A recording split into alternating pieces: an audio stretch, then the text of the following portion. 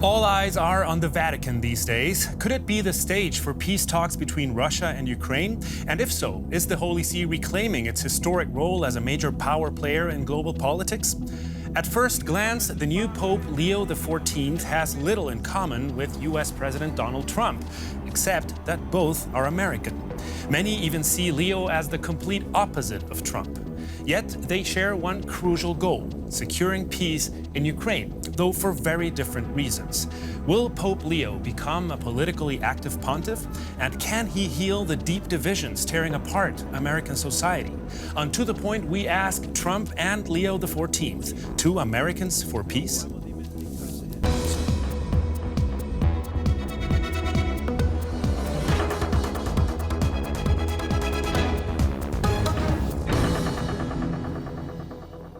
Welcome to this week's To The Point. I'm Javier Arguedas. It's good to have you with us. Let's meet today's guests. Annika Brockschmidt is a journalist and a specialized author in war and conflict studies, as well as the influence of religious far-right groups in the US. Malte Lehming is a journalist, editor, and former Washington chief correspondent for Germany's daily Tagesspiegel here in Berlin. Giulia Saudelli is a political correspondent for DW. She just covered Pope Francis's funeral and the conclave for DW News. And Alexander Görlach is a theologian and expert in international politics. He joins us from the city of Quito, Ecuador. To all of you, welcome and thank you for being with us today. Giulia, I'd like to start with you, since you were covering the conclave for us. What reactions do you recall when you first heard the name of Robert Prevost and that an American pope had just been elected? Well, those who had been watching the sort of list of possible pope names had seen his name come up in various lists. Those who were informed knew that he was a possibility, and it seemed like the likelihood of him becoming pope sort of grew as the conclave drew near. But I think a lot of people out there, a lot of faithful, a lot of people who were in Rome waiting for that white smoke to come out, didn't really expect him to become pope. His name wasn't at the top of the lists, and definitely there was surprise when people heard that he was a U.S. American. This was something that was thought of as a taboo for observers of the Vatican. Because the U.S. is such a big geopolitical force, it seemed like giving it too much power, also having a pope coming from the United States. But I think the CV of Cardinal Prevost and now Pope Leo XIV is different than just, a person who just comes from the United States. He lived many years in Peru. He spent time in Rome in the Curia. So I think his CV was much broader than just him being an American and just based on his nationality. Exactly that. Alexander, I'd like to come to you. He's not the typical American citizen, nor is he a typical religious leader for that matter, is he? Well, he has at least like a career that checks many boxes if you want to become the Roman pontiff. He has like deep in the field experience as a missionary, as a parish priest. He has been a bishop in Peru. He has been a missionary in Peru. That's obviously like a different situation than in Italy or in the United States. He then has gained experience in the Vatican bureaucracy. He ran one of the most important ministries, if you will, of the vocation of the new bishop. So he has he has it all, basically. And so that's how he transcends such a classic, let's say, job description. And watching closely, of course, was U.S. President Donald Trump. Annika, Trump expressed feelings of joy and pride when Pope Leo XIV was elected. Do you think he has reason to celebrate? I think when Donald Trump made those remarks, the fact that he was overjoyed probably speaks to the fact that he didn't really know who this new pope was, because we know that back when he was still a cardinal, he has, the new pope, criticized the draconian immigration policies that the current US government is carrying out extensively. He has also voiced opposition towards the theology that J.D. Vance, a fellow Catholic, has espoused, which is not necessarily unusual for a cardinal, but was notable. So I think that was mostly a reaction to Trump being told there's an American pope, and less a sign that he somehow aligns with this new pope on the merits. This all, of course, is happening at pivotal times for world politics, Malte. Even before the new Pope was elected, we saw several high-level political meetings in the Vatican. Will the Vatican reclaim that role as a place for global politics, as a power player, if you will? I'm skeptic about that. As far as I understand these talks, the Vatican will give logistical support, will not be actively involved in any kind of negotiations that were going on, peace negotiations. Right now, I'm skeptical as well because Vladimir Putin, the Russian president, seems not to be interested in these kind of talks. You can't force them to join the talks. And the American president, Donald Trump, just said, I'm out of it. I will not put any more pressure on both sides. They have to solve their own problems. So I can't see a dynamic right now leading to these kind of talks. And if there are talks, there will no active policy of the Vatican be involved, but logistical, given the place, given all what they have, but not being involved personally. That certainly doesn't go in line with the expectations of many. Two Americans, one in the Oval Office, the other in the Vatican, both speaking of peace, but from very different worlds. Let's first have a closer look at the two most powerful U.S. citizens, what sets them apart, and what might bring them together. I'd like to be Pope. That would be my #1 choice. Yes, Donald Trump would have liked the job, but his countryman Robert Francis Prevost is the one who got it. Pope Leo XIV calls for reconciliation and peace. After his inauguration, he met Ukrainian President Zelensky and one day later US Vice President Vance, the Pope in the center of world politics. But he also knows the margins. For more than 20 years, the Augustinian looked after disadvantaged people in Peru. He even became a Peruvian citizen. According to Catholic faith, he is now God's representative on earth. Trump also believes that he is on an infallible holy mission and that he survived the assassination attempt last summer so he could save the USA. He is on a confrontational course, punitive tariffs, a hard line against migrants, pressure on critics by decree. Even so, Trump talks of peace and claims to want to stop the bloodshed in Ukraine. Pope Leo has offered the Vatican for peace talks. I think it would be great to have it at the Vatican. Maybe it would have some extra significance. The Pope and the US President, two Americans on a peace mission. Let's talk about those expectations and what unites these two figures. Alexander, over to you. We're just getting to know Pope Leo, and we know that not every pope engages in political activity or political affairs to the same extent. How political do you think Pope Leo is going to be? Well, I feel the papacy in general has opened its view to the world, its like prospect to the world, and that since the Second Vatican Council, so John Paul II is co-responsible for the fall of the Iron Curtain. That's historians agree upon that.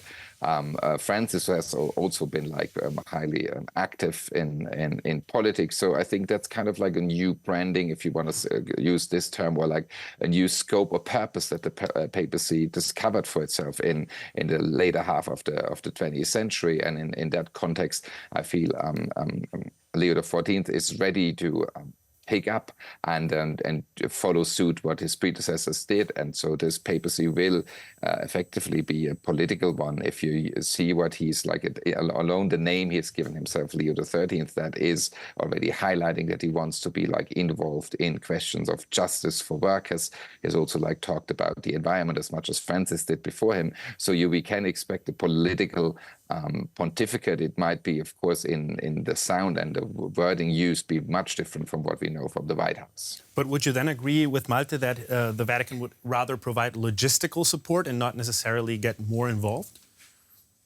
I would. We will not see Putin, Zelensky, and the Pope on one table and like negotiating. Like that would be like more like a scenario that Trump wishes, and I think Trump has in his head that this is going to happen. And the Vatican has experience as a diplomatic machinery to provide exactly as Malte said, this sort of like framework and assistance. However, Putin has not made like any impression of being interested in participating in such talks. So I do not see him feeling under more pressure just because the Roman pontiff is now like asking for a meeting. to the contrary, maybe, because in Russia has, since the separation of the two churches, been a vital anti-papal feeling. So I don't think that the Pope will enjoy the same respect or the same latitude that he might have in Western countries that are still majority Christian countries. We'll certainly have a look at the Russian position in just a moment. Annika, first I'd like to talk about Donald Trump's side of this and Donald Trump's perspective of this. He has recently brokered, as we know, a peace deal between India and Pakistan, the liberation of Idan Alexander in Gaza, signed new deals in the Middle East. Is he shifting away from that America First policy to become sort of a peacemaker? Is that the intention that you see there? Well, I think we can see that the America First policy is and always was in large parts a branding effort. However, Donald Trump, I don't think, is genuinely, for example, when it comes to the Russian war in Ukraine, isn't genuinely interested in peace. I think we have to see the way that he's acting, both as him wanting to be seen as this global deal maker. That's a branding that he's advanced and that in the media has also in large parts sort of been accepted, that he's this deal maker, even though he doesn't have that much to show for it on his record. And the other part is that we have to see his behavior, especially, for example, towards Putin. He's been very sympathetic towards Putin as a sort of global realignment of the US, according to who Donald Trump sympathizes with. And he has expressed friendship or admiration for dictators, for autocrats of the world. And I think that is also something that informs his own politics. And this is the line that this government will follow, because as we've seen in the behavior of Marco Rubio, for example, this cabinet was cast on loyalty. So what Donald Trump says goes, and I think we can also see that when it comes to his foreign politics. That would be if I could add, because I think he, in a way, shifted a little bit from the America First doctrine with his recent trip. He is interested in peace on a different kind of peace, a peace that should be implemented tomorrow or the next day or in a week from now, not in the diplomacy to achieve a peace. But these isolationist impetus on his recent trip, I think, was really, he shifted away from that. So there is some impulse in his habits to go away from isolationist. He, in a way, acted like a globalist. But would that then include the Vatican? And is that a tool for that? If it works for him, yes. If it works for him and his aim is to achieve something immediately, he definitely would love to have the Nobel Peace Prize. He will not get it, but he definitely would love to have it. And so this is part of his thinking, how to achieve that. And he really, I mean, when he's claiming about all these wounded and dead people on the battlefield, it's not empathy, but it's, I think, something he wants on his shoulder to end it.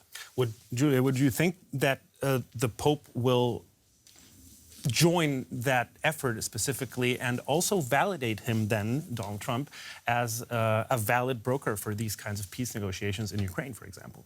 My feeling is that now that the question of the Pope offering to host these talks is almost coming as a way out for other world leaders, because Trump, I think, is now actually facing the reality that it's not that easy to convince Vladimir Putin to come to the negotiating table. And so he seems to already be wanting to pull out of that effort slightly. We've also heard from the German Chancellor Friedrich Merz saying that he would also see the intervention of the Vatican as a last earthly instance to try to solve the situation. And, you know, the European leaders have been also dealing with this conflict for years now. So in a way, I do think that they're starting to see maybe the Vatican as this last hope to sort of take away this big burden for them after years of things not really working to try to advance peace. What position the Pope will put himself in is hard to say. I doubt that the Pope will be willing to make available the resources and also the reputation of the Vatican to then have Trump take the benefit and, you know, come out as the one who did reach the peace. But that is also going to be a bit of a tricky situation to navigate, probably, and depending on how much Donald Trump wants to get involved, how much the Pope and the Vatican want to get involved. You mentioned things that have not worked for years. Alexander, Pope Francis repeatedly tried to contact Kirill, the patriarch of the Russian Orthodox Church, without success. Is the Catholic Church discredited as a mediator for Vladimir Putin, do you think? Well, as I tried to mention earlier, it's like this is like a complicated history reaching back 1 millennium, and that I think that it makes it like so difficult to see. I mean, there's a part of Ukraine, like the western part, where there's more Catholics and the east is more Orthodox. So I don't know exactly how Ukrainians might feel about it, but seeing how Zelensky and the Pope are together, that seems not to be a problem.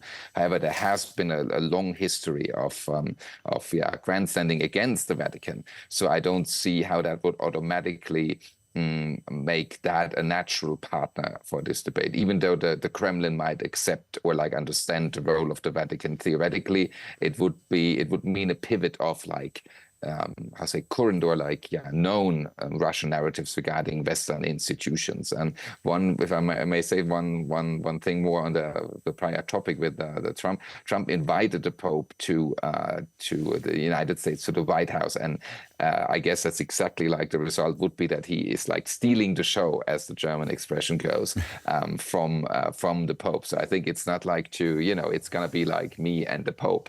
And I think this is a whole kind of strategy how Trump sees himself inserts himself into this Catholic world, if you so will. This is a question of politics, but it's of course also a question of faith. Catholicism has long played a key role in American politics, shaping policies, elections, and public debate. And about 1 in 5 Americans identifies as Catholic. But what does Catholicism even mean in the US? Ultra-conservative or rather reform-driven? US Vice President J.D. Vance, Trump's Border Patrol Commissioner Tom Homan, Secretary of State Marco Rubio. They're all Catholic, as are 6 of the 9 Supreme Court justices. The president calls himself a non-denominational Christian. In addition to his evangelical core voters, he's increasingly being supported by Catholics. 56% of them voted for him in the last election, according to the Washington Post, an increase of 9%. For the first time, more than half of Hispanic Catholics also voted for Trump and against the Catholic Joe Biden. So what does Catholic mean in the US? Vance, who is Catholic, justifies Trump's tough deportation practices. The US Conference of Catholic Bishops, on the other hand, is suing because refugee programs have been stopped. Cardinal Raymond Burke, a harsh critic of Pope Francis's reform cause, calls homosexuality a sin. The Archbishop of Washington, Robert McElroy, stands up for sexual minorities. What influence do Catholics have in the US, and which current will prevail under Pope Leo? We're trying to put all these pieces together. Annika, the Catholic Church in the US is divided, like the country as a whole. Will Pope Leo try to unite Catholics in America? Can he do that? And can Donald Trump help him achieve that? Well, I think what's important to remember is that Catholicism in the US is a broad spectrum. So you have people like J.D. Vance, for example, who is a representative of a distinctly illiberal Catholicism. He surrounds himself with reactionary Catholic thinkers like a Harvard professor Adrian Vermeule or Patrick Deneen as one of the other important representatives of this spectrum. And his theological views and that of those so-called Catholic integralists are not, they're not going well together with a democracy. So that's one part. I think what the religious right, where Catholics have played an important role, at least in the leadership positions, will likely try to do if the Pope continues to push back as hard on, for example, the draconian migration policies, is that they might try to paint him as not a real American because he has dual citizenship. He has a US-American citizenship, but also Peruvian citizenship. So I think, I don't think Trump is going to help unite American Catholics. I think Pope Leo could be a mediating force between those opposites, it's also important to remember that while he has pushed back on some of Trump's policies, he is also very much aligned with Catholic dogma on some other parts that are more aligned with Trump. So he's very much staunchly against abortion. He's made homophobic comments in the past. We'll see how he positions himself on these topics, but I'd be surprised if there's much of a change there.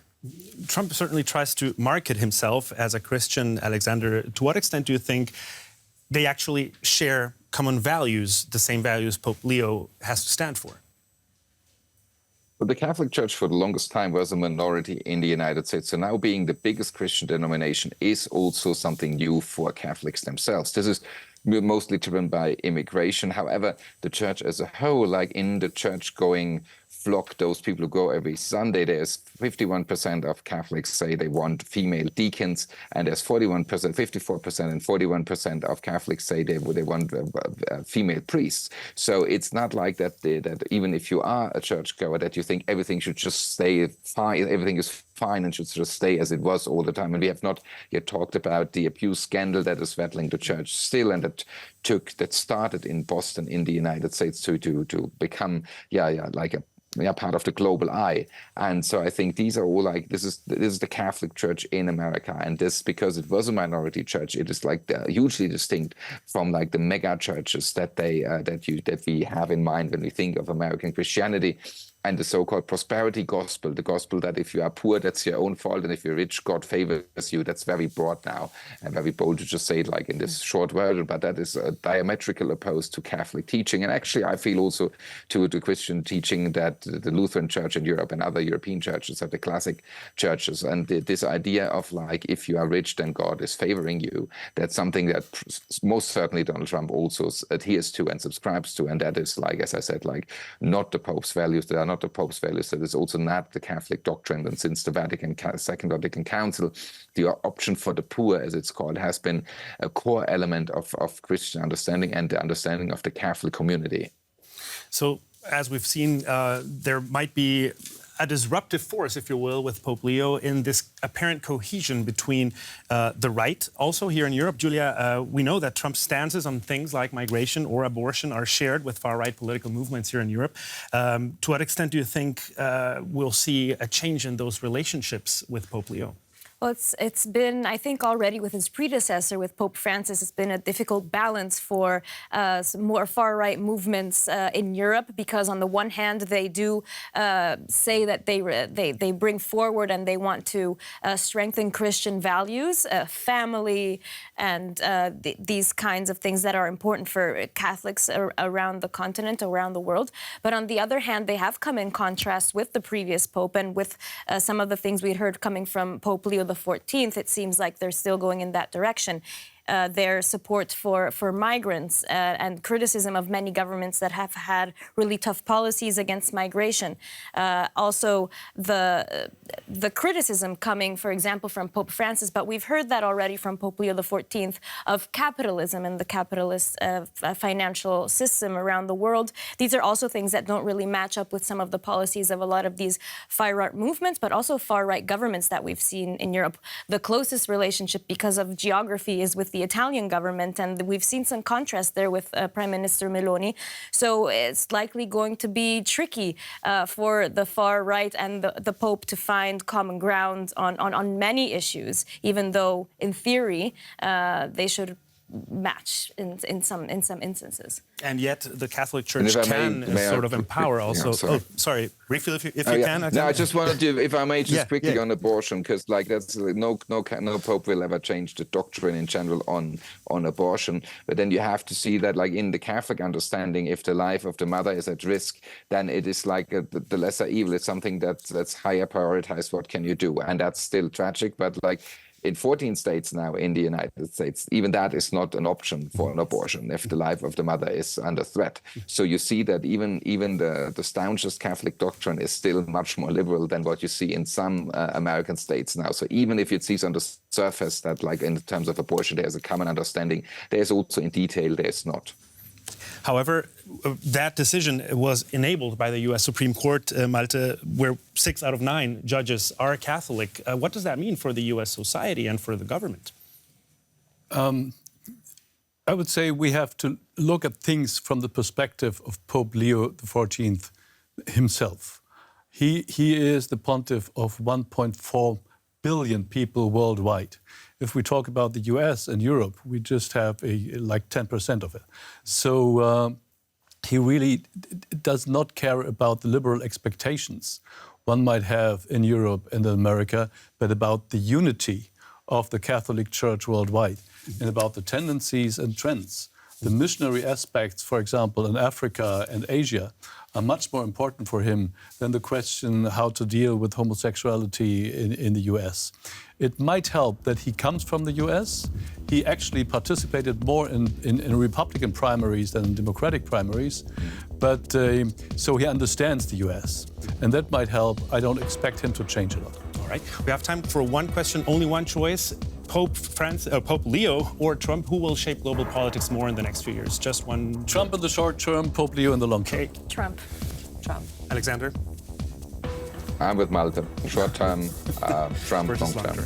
All right, that's all we have time for this edition of To The Point. Thank you very much, all of you, for your participation. And of course, to you for watching. Remember, you can always watch our videos on YouTube. Just search for DW News to find the latest episode. I'm Javier Arguedas. Until next time, take care and goodbye.